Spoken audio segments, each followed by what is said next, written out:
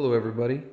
So, my name is Matt V, as some of you know, and I was incarcerated from 2000 to 2006 in the California prison system.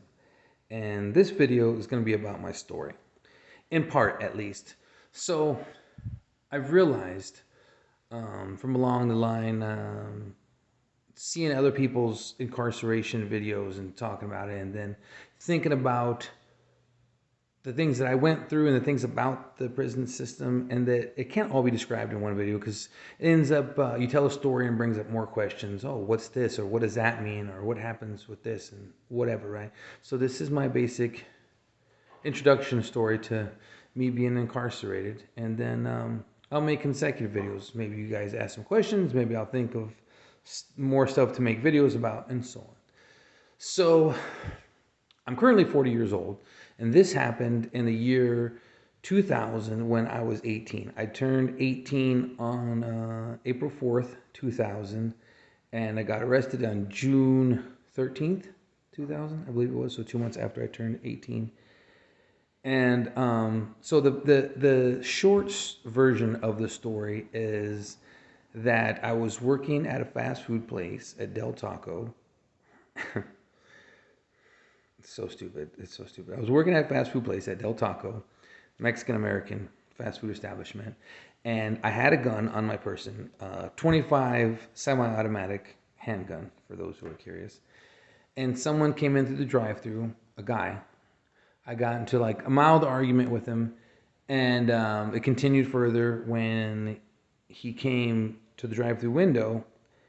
I ended up coming outside, pulling a gun on him, not shooting him, not hitting him with the gun. Uh-oh, did it stop recording? Sorry, I thought it stopped recording for a second. I didn't shoot him. I didn't hit him with a gun or anything like that. But I brandished. I thought it was brandishing a firearm, but I ended up being charged for more than that. So that's the basic version of the story. So now, why did I get charged more from that? You know, like I said, you tell a story and then it brings upon questions and so on and so forth, right? Okay, so the first questions come, why did you have a gun? Why did you get so much time for brandishing a firearm? So on and so forth, right? As far as why I had a gun, I don't even know the real answer to that question, besides the fact that I thought I was a tough guy, or I thought that having a gun made you tough. Maybe I felt like I needed protection just because, whatever, stupid reason. There's no good reason. I had a gun on my person. That was kind of my mentality at the time, to have a weapon, whatever. There's no good reason. There's no, I wasn't in a gang. I wasn't being chased by anybody. Just whatever. I just felt like I needed a gun. Stupid reasons. Okay. So as far as why I got, okay, so like I said, all I did was basically brandish a firearm, okay? But I got charged with assault with a firearm, personal use of a firearm, all these other types of things, right? Okay, so this is where more of the story comes in.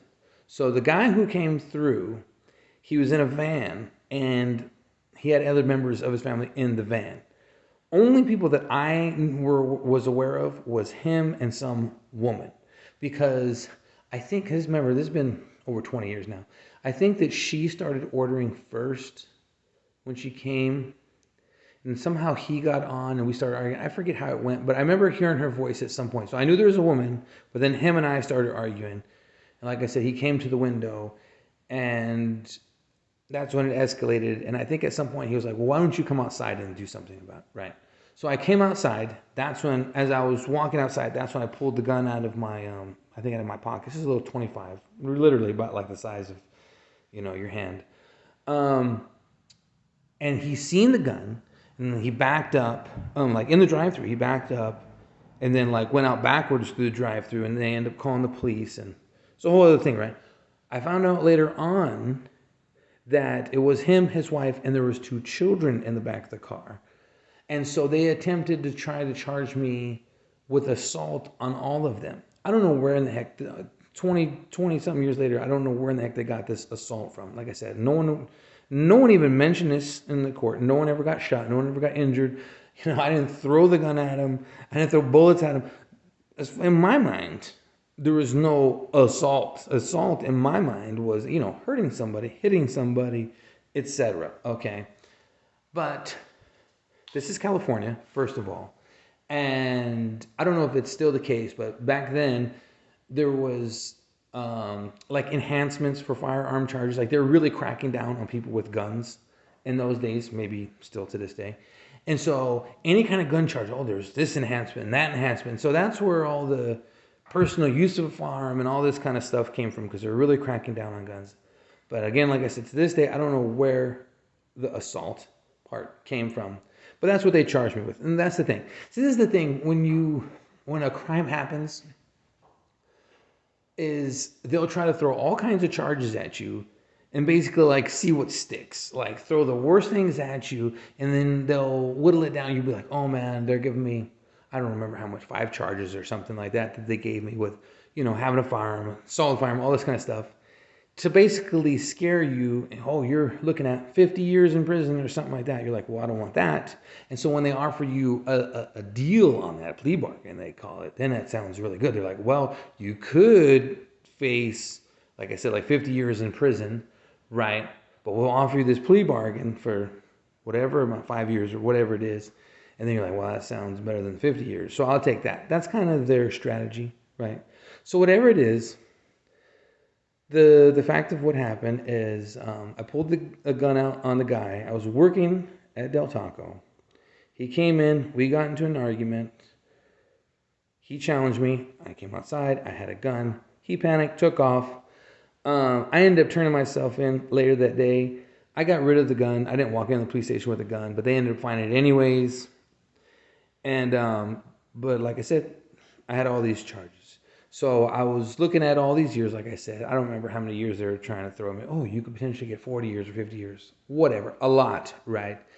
And so after going to court for several months, they did like what I said. Like, well, you're looking at all these years. We could give you this plea bargain, a deal, quote unquote, for 7 years.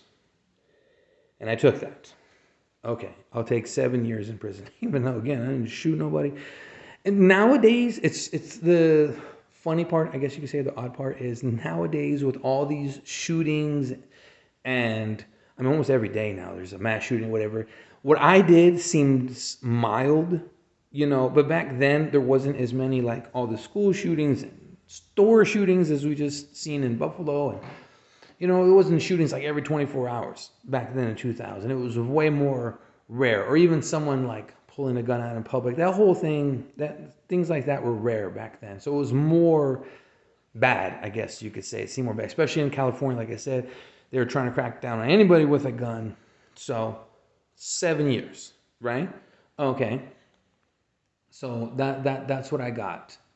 Now, also part of the California prison system rules, whatever you want to call it, when they give you time, say 7 years like I did, you don't necessarily do 100% of your time.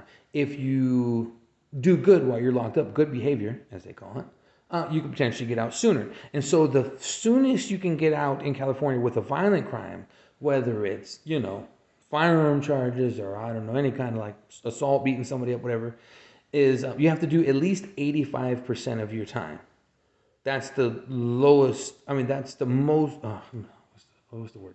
That's the minimum you have to serve of your time. So I had to serve at least 85% of my time, which comes out to almost exactly 6 years.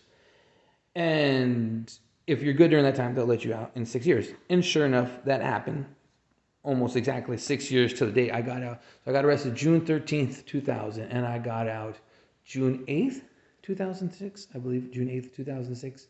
Almost 6 years to the day. So, in basic, excuse me, that's my prison story. I was locked up for 6 years, off a 7-year term, pulling a gun out on somebody. That's what happened. Okay. Now, again, I know with that comes a whole ton of questions, and I have a whole ton of things that I want to tell you about, about prison. What happens when you're arrested? Do you just go straight from the streets to prison? No, you got to go through county jail and all this kind of stuff first. So yeah, I'm not going to explain it all in one video because this video would be like hours and hours long. So I'm going to do that slowly. In in other videos, talk about, okay, once you get, arrested, where do you go? Once you get convicted, where do you go? How's the food in prison? There's tons of questions that come with it. I'm not going to do all the one video. So that's the basic story. I've been locked up before. 6 years of my life I was locked up. And thank you for watching. If you have any questions about anything about incarceration, don't be shy. Ask in the comments. Maybe in a later video I'll bring that up, especially if enough people ask, oh, what's this like? What's that like? Anything. What's your life like now? People ask that sometimes. Anything you could think of. And I'll try to make videos on that stuff later on. But that's the basic story. Thank you for watching. Matt V. That's me.